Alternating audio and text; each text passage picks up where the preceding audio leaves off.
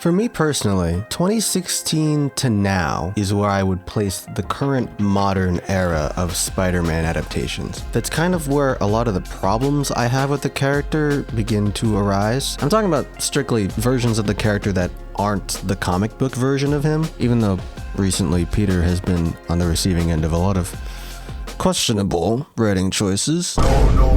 My biggest problem with modern Spider-Man isn't that Marvel seems to be afraid to take him out of the high school setting, because as much as I prefer an adult Spider-Man, he was the first teen superhero, so this one gets a pass. It isn't that he's like an idiot who makes all the wrong decisions, because if done well, he could just be inexperienced and endearing instead of insufferable. It isn't that he's not dependent enough and that he relies too much on other Marvel characters, because if the plot requires it, it can be fun seeing Spider-Man bounce off of other heroes and interact with the greater Marvel universe as long as it's written well enough. No, my biggest problem with recent Spider-Man adaptations is something that nobody else seems to have a problem with. I know this is a spicy, hot ghost pepper take, and a lot of people are going to disagree with me, but I think it's finally time that I said it. I don't like that Spider-Man's eyes move.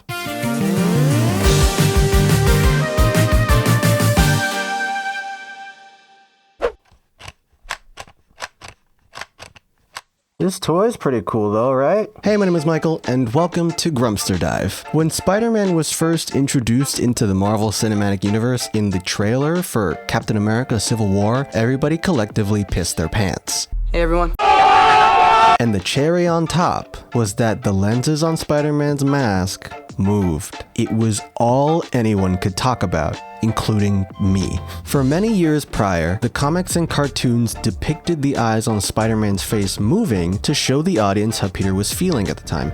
It was a workaround for artists and animators to give Spider-Man facial expressions without having him remove his mask all the time. And in the year of our Lord, 2016, the MCU finally found a way to make Spider-Man's eyes emote in live action. They made them look like camera shutters, opening and closing to mimic the squinting and widening of eyelids. In all fairness, I think this is a really clever implementation of this idea. Making the lenses mechanical in the movies is a pretty cool way to allow the eyes to convey emotion without just having them inexplicably and magically copy Peter's facial expressions under the mask like how Deadpool's eyes do. And after the MCU made it so that Spider-Man's eyes move, Insomniac followed suit, giving their take on the character moving eyes very similar to the movie version. And then in the sequel, they gave Miles Morales moving lenses as well. Spider-Man's eyes in Crystal Dynamics' Avengers game definitely move, but I don't know if they're supposed to be mechanical or not. Regardless, they still emote, which is primarily what I'm talking about. So why do I have a problem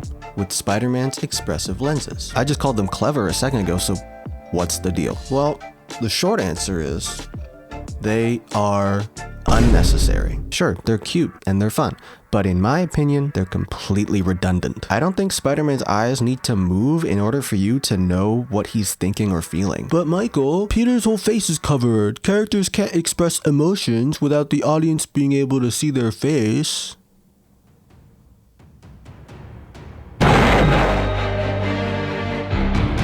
This is the way.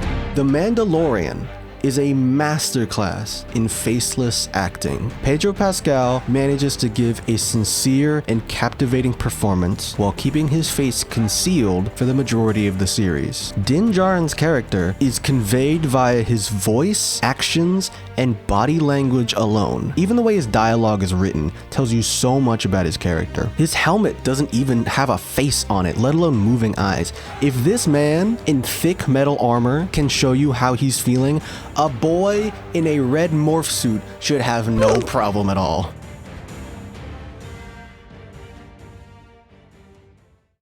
A defense for Spider-Man's moving lenses is that it's a fun little reference to the comics, and for a while I accepted that. Then one day I was reading The Night Gwen Stacy Died, one of, if not the most tragic and important parts of Marvel lore, and most likely the most emotional event in Peter Parker's life. It changed the landscape of superhero comic books. Spider-Man media is still adapting it and referencing it to this day. In every other universe, Gwen Stacy falls for Spider-Man. And in every other universe, it doesn't end well. Spider-Man Blue, cited as one of the best Spider-Man comics ever, would not exist if not for the night Gwen Stacy died. And in the book, struck by shock, terror, and sadness, Spider-Man holds his first love in his arms, realizes that she will never wake up ever again, and in his rage, he almost kills the Green Goblin with his bare hands. And not in a single panel do his eyes move. And I sincerely believe that his stupid little spider face being able to make facial expressions would not have affected or added anything to the emotion of the scene. This book is great, by the way. Read it. The art's good. John Romita Sr. got it in the bag. Another point while we're on the train of comic books. Peter Parker wanted to conceal the fact that he's scared shitless when he first started fighting crime. So he quipped and he wore a mask. His enemies can't tell that he's a scared little teenager way over his head because they can't see his facial expressions. This idea is completely thrown out the window once you give him expressive lenses, because he'd probably be surprised and wide-eyed constantly. Like, his eyes would always be like this. His spider eyes would be like this all the time. Also, the moving eyes was a stylistic choice by the artists. It was never meant to be diegetic. It didn't actually happen in universe. Nobody in the story could see Spider-Man's eyes move, only the readers could. Am I being unreasonable and nitpicky? Absolutely. Are Spider-Man's moving lenses ruining the character? No, they're not. Am I making a big deal out of nothing? Yes, but personally, I just don't care for the moving lenses. And I especially don't want it to become a crutch that actors and writers and VFX artists and game developers use in substitute for a good performance and good writing. We're not there yet, not even close.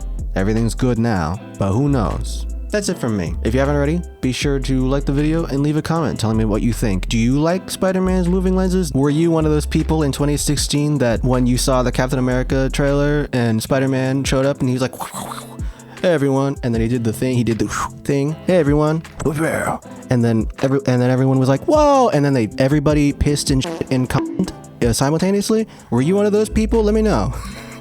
I'm going to be making a bunch more Spider-Man content in the future, so subscribe for more, and I will see you when I see you. Bye-bye.